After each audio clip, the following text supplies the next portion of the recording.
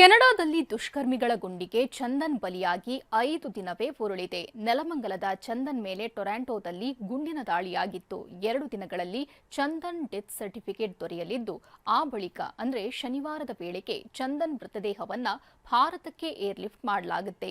ಸದ್ಯ ಪೊಲೀಸರ ಸುಪರ್ದಿಯಲ್ಲಿರೋ ಮೃತದೇಹವನ್ನ ನಾಳೆ ಸ್ನೇಹಿತರಿಗೆ ಹಸ್ತಾಂತರಿಸಲಾಗುತ್ತೆ. ನಾಳೆ ಅಲ್ಲಿಯೇ ಅಂತಿಮ ದರ್ಶನಕ್ಕೆ ವ್ಯವಸ್ಥೆ ಮಾಡಲಾಗಿದ್ದು, ಇಲ್ಲಿರೋ ಪೋಷಕರಿಗೆ ವಿಡಿಯೋ ಕಾಲ್ ಮೂಲಕ ಅಂತಿಮ ದರ್ಶನ ಮಾಡಿಸಲಾಗುತ್ತೆ. ಮಗನ ಮೃತದೇಹವನ್ನ ಕೆನಡಾದಿಂದ ನೆಲಮಂಗಲಕ್ಕೆ ತರಲು ನೆರವಾಗಿರೋ ಟಿವಿ9ಗೆ ಚಂದನ್ ತಂದೆ ಧನ್ಯವಾದ ಹೇಳಿದ್ದಾರೆ. ಪೂರ್ಣ ಸಹಕಾರವನ್ನು ನಿಮಗೆ ಕೊಡ್ತೀವಿ, ನೀವು ಧೈರ್ಯವಾಗಿರಿ ಅಂತ ಹೇಳಿದ ಮೇಲೆ ನಮಗೆ ಸಹಾಯ ಹಸ್ತವನ್ನು ನೀಡಿ ಎಲ್ಲ ಭರವಸೆಗಳನ್ನು ಕೊಟ್ಟಿದ್ದಾರೆ. ಆದ್ದರಿಂದ ನಾವು ಟಿವಿ9 ಅವರಿಗೆ ಎಷ್ಟು ಕೃತಜ್ಞತೆ ಸಲ್ಲಿಸಿದ್ರು ಸಾಲದು.